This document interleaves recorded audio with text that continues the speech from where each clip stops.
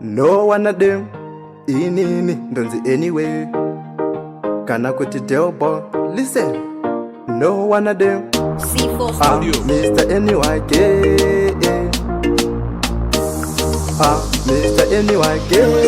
Na uya zangu ndichifamba zangu toti matsaga ndichipfekedza mabamshoti handipfeke mapitikoti ndinotambira parotspoti. Ndauya ndichifamba zvangu toti matsaga ndichipfekedza mabamshoti handipfeke mapitikoti ndinotambira parotspoti. Ngavagare vaziziva kuti handisi raiti, vakada kundirena ndovapinza taiti. Ndinoda kuvapfekedza skin tight kana kuvarova futika zvifaiti. Ngavagare vaziziva kuti ndiri bhuru ende ndiri munhu mukuru. Zvemangoma ndina shungu ine.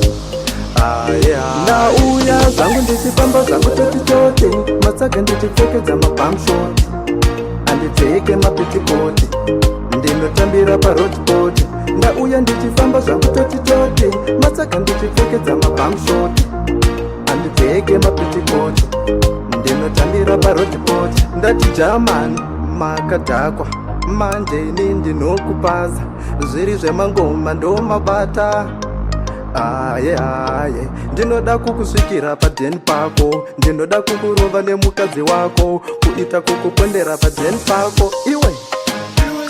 Ndauya zvangu ndichifamba zvangu toti matsaga ndichipfekedza mabamshoti handipfeke mapitikoti ndinotambira parotspoti. Ndauya ndichifamba zvangu toti matsaga ndichipfekedza mabamshoti handipfeke mapitikoti ndinotambira parotspoti. Ngavagare vaziziva kuti handisi raiti, vakada kundirena ndovapinza taiti. Ndinoda kuvapfekedza skin tight kana kuvarova futika zvifaiti. Ngavagare vaziziva kuti ndiri bhuru ende ndiri munhu mukuru. Zvemangoma ndina shungu ine.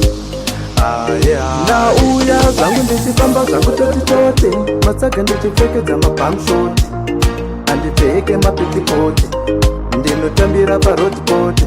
Ndauya ndichifamba zvangu toti matsaga ndichipfekedza mabamshoti handipfeke mapitikoti ndinotambira parotspoti.